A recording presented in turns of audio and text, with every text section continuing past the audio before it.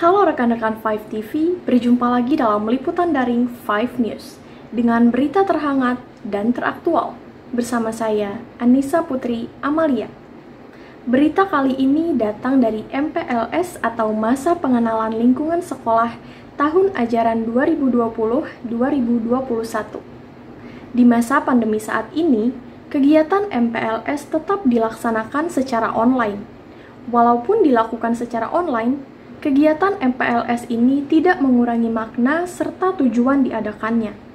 Berikut berita selengkapnya. Meski sebagian besar sekolah masih belum bisa melaksanakan kegiatan tatap muka di awal tahun ajaran baru, kegiatan masa pengenalan lingkungan sekolah atau MPLS dinilai tetap perlu dilakukan walau secara daring.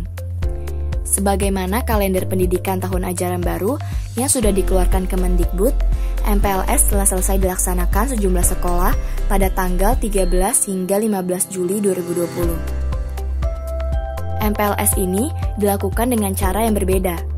Sebagaimana kita ketahui, untuk sekolah yang ada di zona merah, MPLS diselenggarakan secara online.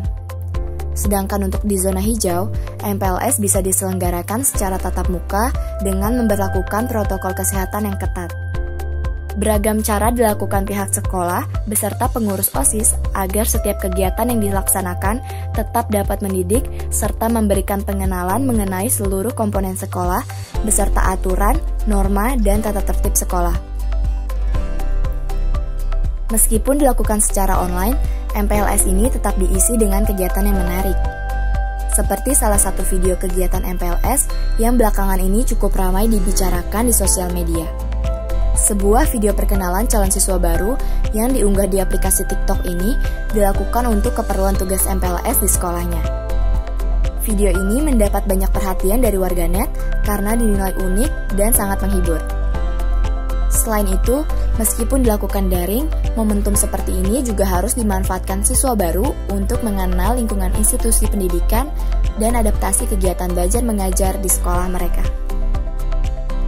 Kalau menurut aku itu ya pastinya mental dibutuhin. Terus juga jangan lupa sama alat elektronik lainnya kayak handphone, laptop, dan juga kayak waktunya juga perlu banget kan. Dan terus kayak kuota internet atau wifi itu juga paling penting banget sih menurut aku. Kurang cukup sih soalnya kayak waktu kemarin sekolah aja ya kita kan tahu tuh bentuk sekolahnya gimana. Tapi kalau sekarang kita kayak karena daring mungkin jadinya kita nggak tahu bentuk spesifik sekolahnya lebih lanjut tuh kayak gimana. Guru, staff, dan oska-oskanya juga kan kita ngeliatnya kayak secara daring nggak secara langsung. Jadi kemungkinan untuk di luar ekspektasi karena nggak tahu aslinya juga kemungkinannya cukup besar sih kalau menurut aku. Kesannya sih seru-seru banget, asik-asik banget mungkin karena online secara daring jadi nggak ada yang malu-malu ya. Dan mungkin karena kita nggak ketemu secara langsung aja jadinya kayak gimana gitu ya.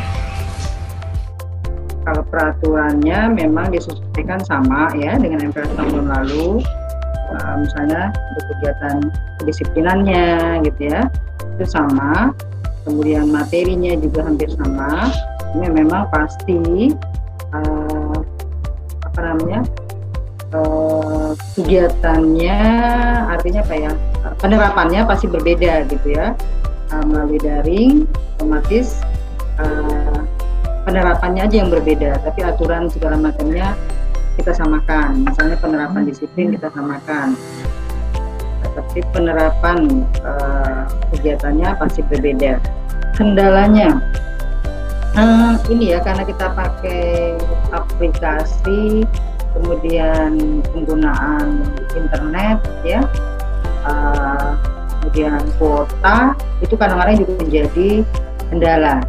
Misalnya jaringannya di rumahnya agak lemot katanya, karena akhirnya ketika itu dia terlambat masuk Zoom, atau mereka lapor kepada kakak pembimbingnya bahwa kuotanya habis gitu ya. Terus atau kadang karena semuanya via daring, mereka hanya tersedia, ada juga yang tersedia laptopnya hanya satu di rumah dan itu terpaksa harus berbagi dengan adiknya gitu atau kakaknya gitu ya. Jadi kadang-kadang mohon izin kak, saya terlambat gitu karena laptopnya dipakai oleh adik. Nah itu kita pihak sekolah atau panitia harus memahami kendala-kendala seperti itu. Jadi tidak mewajibkan semuanya harus on time, semua aturan harus dipatuhi. Tapi jika ada kendala-kendala yang bersifat teknis, nah kita harus bisa memahaminya. Baiklah rekan-rekan 5TV, sekian berita yang dapat saya sampaikan. Semoga berita tadi dapat bermanfaat untuk Anda. Jangan lupa untuk tetap menerapkan protokol kesehatan yang telah dianjurkan oleh pemerintah.